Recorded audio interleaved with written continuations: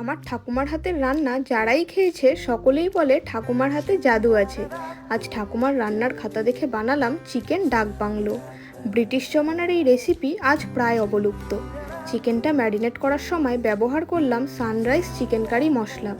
এরপর ভালো করে পেঁয়াজ ভেজে তাতে টমেটো, আদা, রসুন দিয়ে চিকেনটাকে কষিয়ে নিলাম এবং জিরে ধনের বদলে ব্যবহার করলাম সানরাইজের চিকেন কারি মশলা।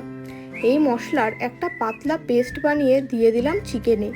এতে স্বাদ এবং গন্ধ হয় একেবারে আমার ঠাকুমার হাতের মতো। সুন্দর লাল রঙের জন্য ব্যবহার করলাম সানরাইজ কাশ্মীরি মির্চ পাউডার এবং নামানোর আগে দিলাম সানরাইজ শাহি গরম মশলা। এই মাদার্স ডেতে সানরাইজের তরফ থেকে আপনিও জিতে যেতে পারেন গিফট হ্যাম্পার। আপনাকে শেয়ার করতে হবে সানরাইজ মশলা ব্যবহার করে আপনার ঠাকুমা দিদিমার থেকে শেখা কোনো প্রিয় রান্না। এই বিষয়ে বিশদে জানতে আমার ক্যাপশন দেখুন।